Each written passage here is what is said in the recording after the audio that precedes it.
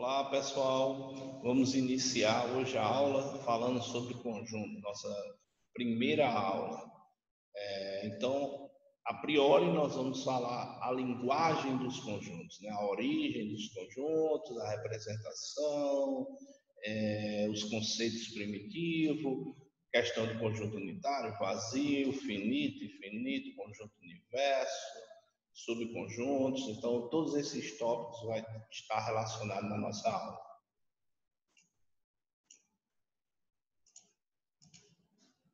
Então, a princípio, o que é conjunto?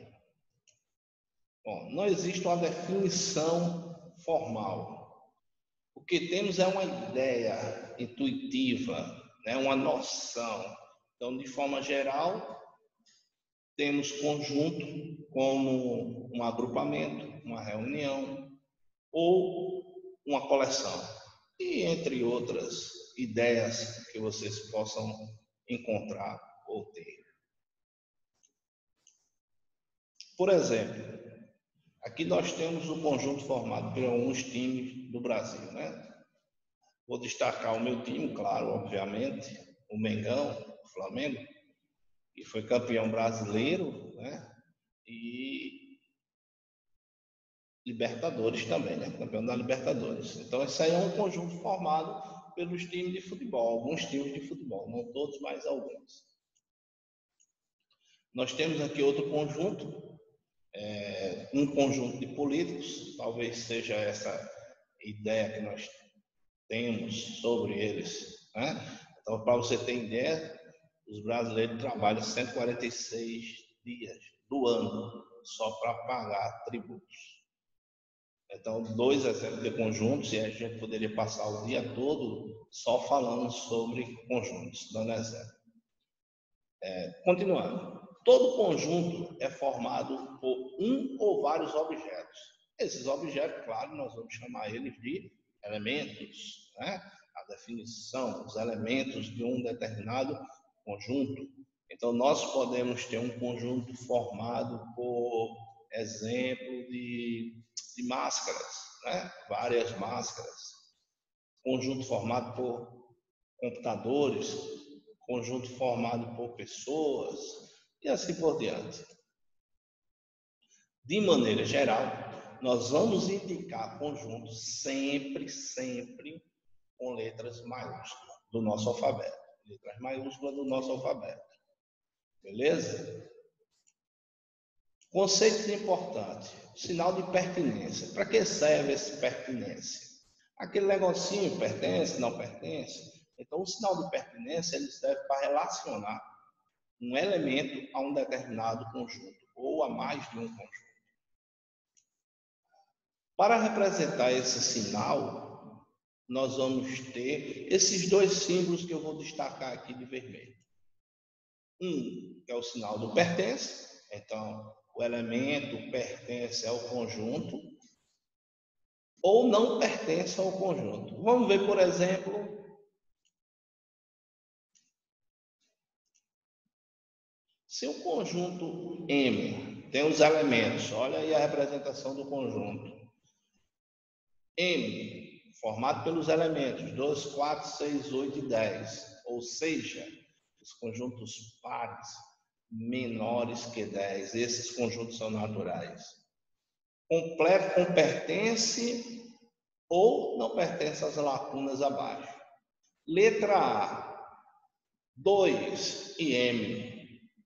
Letra B, 5 e M. Letra C, 10 e M. E letra D, Brasil e M. Muito fácil, simples usar a questão de pertence ou não pertence. Só segurando aí, ó, um pouquinho, dá uma pausa, tenta responder, você dá uma olhada e vamos lá agora para a resolução. Então, 2 pertence a M porque 2 está lá no conjunto M, está representado lá. 5 não pertence a M porque o 5 não está presente nesse conjunto. 10 pertence a M e Brasil, obviamente, não pertence a M porque não tem esse elemento formado pela palavra Brasil lá no conjunto M. Subconjunto. Bom, o que é um subconjunto? Se eu tenho um conjunto A partir desse conjunto, eu posso formar um novo conjunto. Então, subconjunto e conjunto são as mesmas coisas, tá certo? Vamos dar um exemplo. Eu tenho um conjunto da turma do primeiro ano.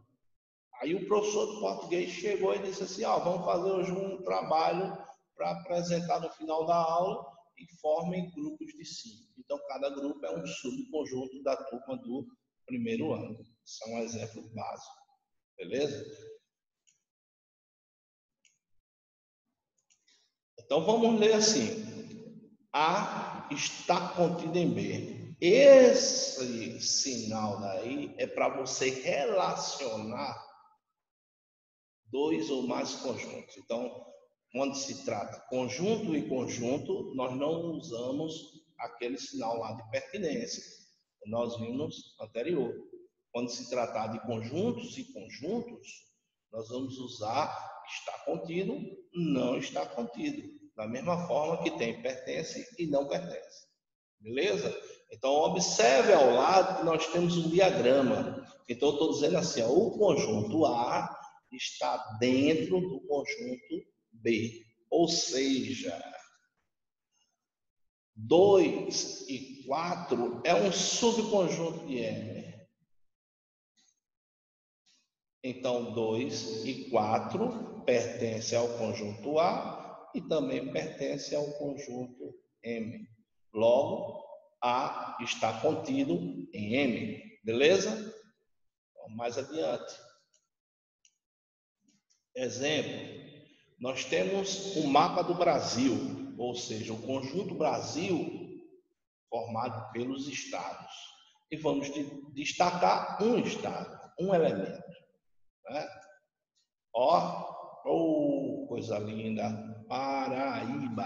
A Paraíba é um subconjunto do Brasil. Ou vamos dizer assim, Nordeste, né? Então, a Paraíba é um dos elementos do Nordeste, é um subconjunto. Outro exemplo, Paraíba, várias cidades da Paraíba. E eu vou destacar uma cidade. Então, todos os elementos ou todas as pessoas da Paraíba formam um conjunto maior. Conjunto formado pelos elementos que moram no estado da Paraíba. E eu vou destacar uma cidade de onde eu sou oriundo, de onde eu sou natural, de Itabaiana, e todos itabaianenses, com certeza são paraibanos. Então, os elementos da Paraíba, todos os itabaianenses são paraibanos. E todos os paraibanos são brasileiros. Né? Então, são exemplos de subconjuntos, são exemplos de um conjunto dentro do outro. Relação de inclusão.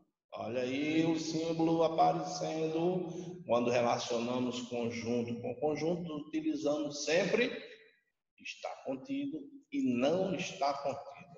Exemplo, o conjunto A é formado pelos elementos 1, 2 e 3. E o conjunto B é formado pelos elementos 1, 2, 3, 4, 5, 6. Observem que todos os elementos do primeiro conjunto pertencem ao segundo. Logo, eu posso dizer que o primeiro está contido no segundo. Beleza? Segundo exemplo. 1, 2 e 0. Ele não está contido. Por quê? Existe o 0 que pertence ao primeiro conjunto, mas não pertence ao segundo conjunto. Igualdade de conjunto. Quando é que eu posso dizer que dois conjuntos são iguais? Eu só posso afirmar que dois conjuntos são iguais quando todos os elementos do conjunto A estiver presente no conjunto B. Todos, sem exceção. Não pode haver exceção. Então, todos os elementos de um conjunto têm que estar no outro conjunto. Exemplo. O conjunto A é formado por 0, 1, 2, 3, 4. O conjunto B é 2, 3, 4, 1 e 0. Observe que todos os elementos do conjunto A pertencem ao conjunto B. Logo, ambos são iguais. O conjunto vazio. Ora, vazio. O conjunto vazio é aquele conjunto que não possui elementos. E eles só podem ser representados dessa forma ou desta forma daqui, ó. Jamais as duas, como eu já falei em sala para vocês, não é isso?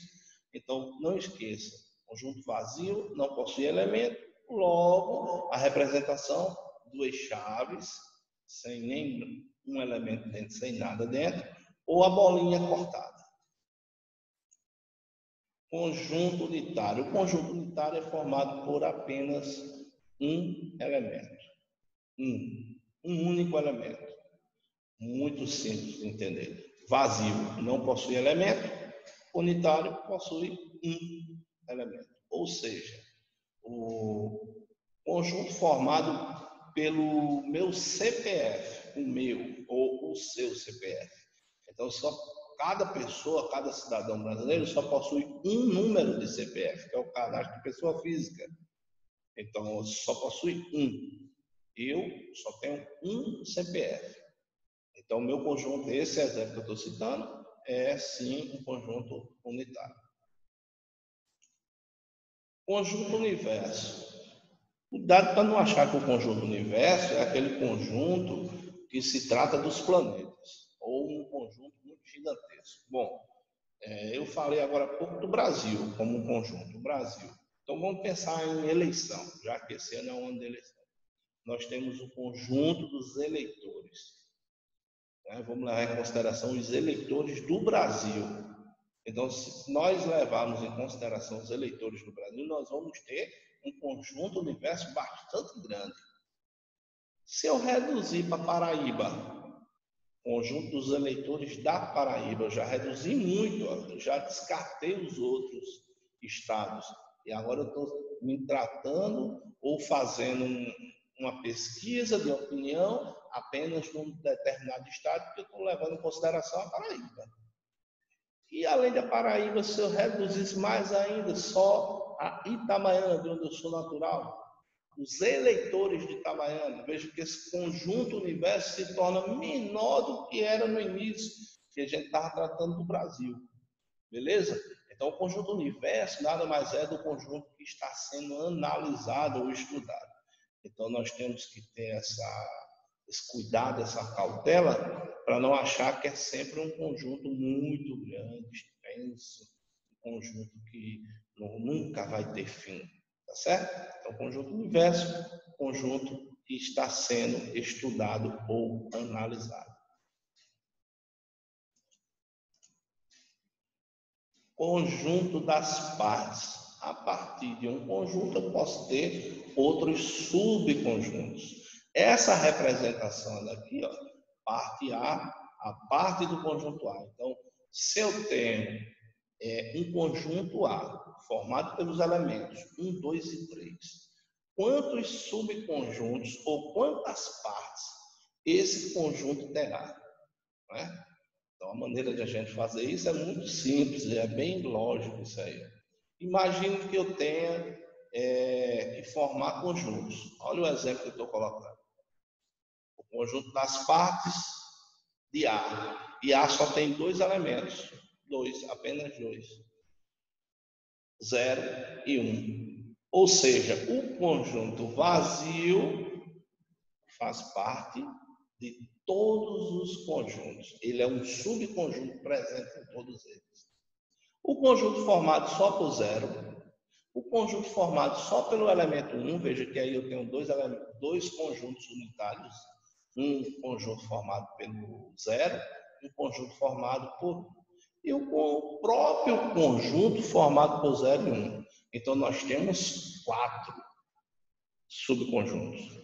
Então, o número de elementos ou o número de partes que esse conjunto A vai ter serão 4. Se eu tiver 3, por exemplo, 1, 2 e 3, eu vou ter o vazio, eu vou ter só com o elemento 1, só com o elemento 2, só com o elemento 3. Depois, 1 e 2, 1 e 3. 2 e 3 e 1, 2 e 3, formalizando um total de 8. 8 subconjuntos. Já para o conjunto, ó, o exemplo que eu acabei de falar, 0, 1 e 2, só mudou os elementos. Nós vamos ter exatamente 8 subconjuntos. Cuidado para não confundir. 2 vezes 3, 6. Não tem nada a ver, galera, viu? São 8 subconjuntos. Propriedades importantes. Vazio pertence a qualquer conjunto, qualquer um, é um subconjunto. E o próprio conjunto A também pertence ao conjunto das partes de A. Ou seja, esse cara daqui é elemento e esse é elemento. Vazio e A funciona nessa definição como elemento e não como subconjunto, certo?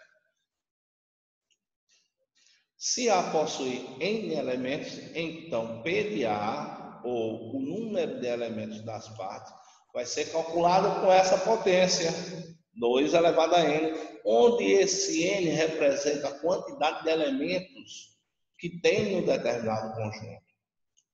Beleza? Então, fica a dica, não esqueça. Se eu quero saber quantos subconjuntos eu posso formar a partir de um determinado conjunto dado, eu vou pegar a quantidade de elementos e vou botar numa potência de base 2. Então, pessoal, fica aí a dica. Terminamos a aula. Espero que esteja todo mundo bem. Estou com saudade de vocês. Queria que isso passasse muito rápido para que possamos retomar de forma presencial todas as aulas.